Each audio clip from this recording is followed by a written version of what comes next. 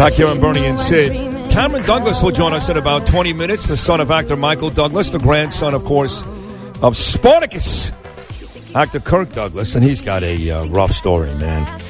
Drugs and eventually leading to prison. Listen, I've been to rehab twice. It's the same old story. You know, it will lead you to either prison, death, or insanity, and in some cases all three. And he suffered two of those, so we will talk to Cameron Douglas live in studio coming up at 9. Then I'll do an uncensored podcast with Cameron. You'll be able to watch out later at WABCRadio.com, along with my other two podcasts, which star, of course, Michael Rappaport and Chaz Palminteri. But we continue the Breast Cancer Awareness Hour after Dr. Patrick Borgen and Stephanie stopped by.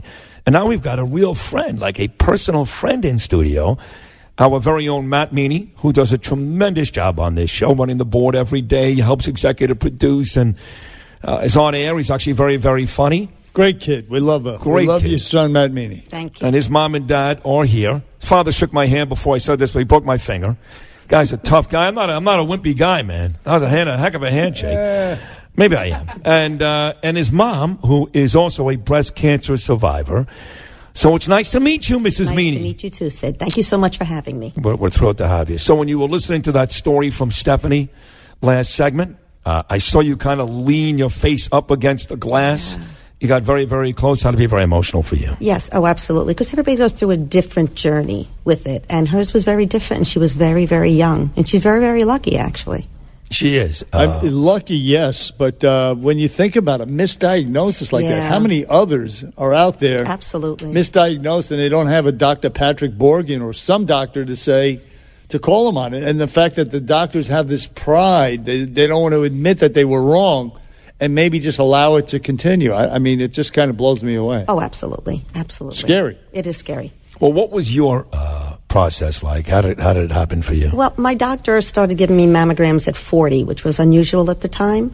And at 49, they saw something. So they said, let's go do a biopsy and see what we could find. And they couldn't get a clear margin. So then they did a lumpectomy, and they still found more cancer. And they did another lumpectomy, and they still weren't happy with what they found. So they ended up doing a mastectomy. When you say they, what hospital? It was my doctor. It was Nyack Hospital, actually. Up by New City in Rockland County. Mm-hmm, right. Absolutely. So then they came to the realization that this was going to be an issue. Right. So and they tell you that. Was he with you when they told you about all this? Or? No, I think I told him when I got home. Because I was going, I really didn't think much of it. I thought it was going to be something very simple, and it was going to be done, and it would be over with. But that wasn't the case. No. And I had the mastectomy, and then 2 years later, I had another issue with my other breast, and I decided at that point not to go through the biopsy, lumpectomies. I said, just do the mastectomy.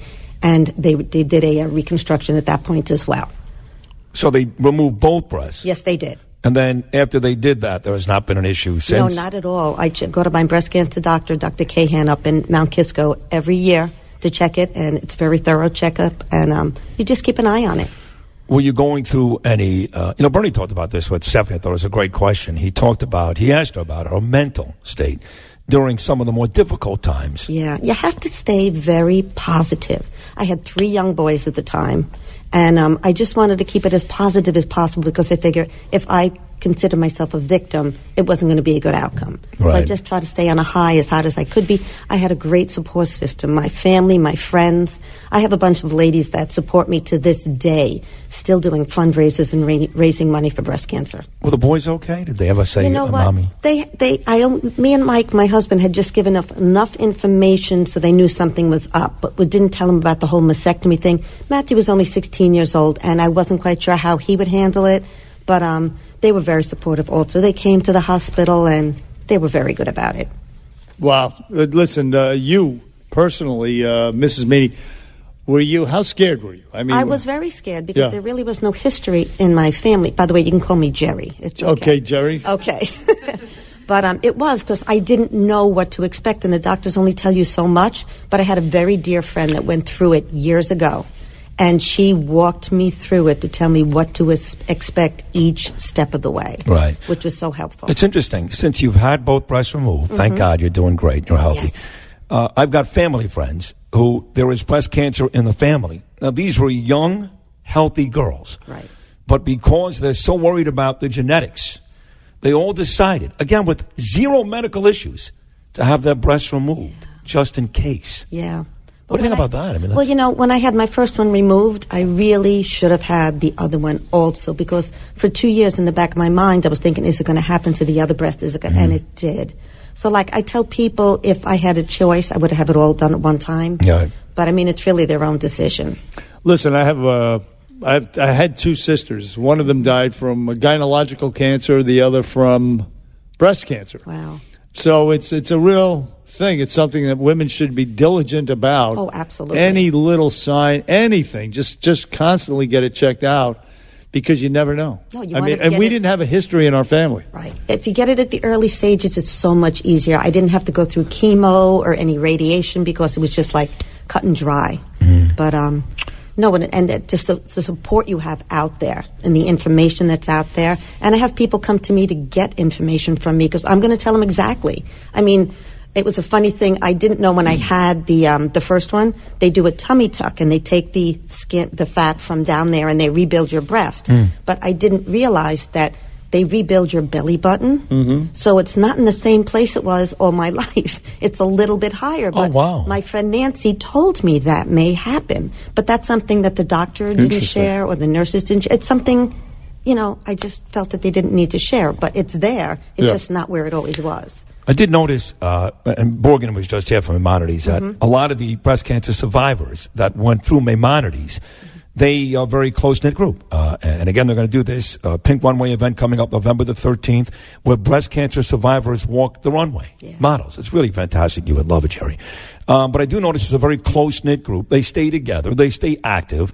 And they make sure that when somebody else is suffering through it, that they're there for them. I would imagine that you do a lot of similar things, right? Absolutely. Right. I have a bunch of friends, and like I said, we have fundraisers, and we just like keep it very open-minded. Another friend of mine was just diagnosed last August. And she knew she could come to me, and we worked through every step with it. It's not easy, but she saw what I went through, and it was like comforting to know, well, this is where Jeri is now. So, and she's in a good place. It's only just over a year. Wow. Very nice. Now, listen, you compound all of this, just trauma that you're suffering through. And on top of it, you have your son, Matt Meany. He comes to you and he says he wants to transition to a woman. I mean, how do you handle all these things? Do you juggle a lot of stuff at the same time? Fortunately, he came to his senses, but I mean, how do you handle something like that? I leave that to my husband. Mike can handle it. Mike's a big, tough guy.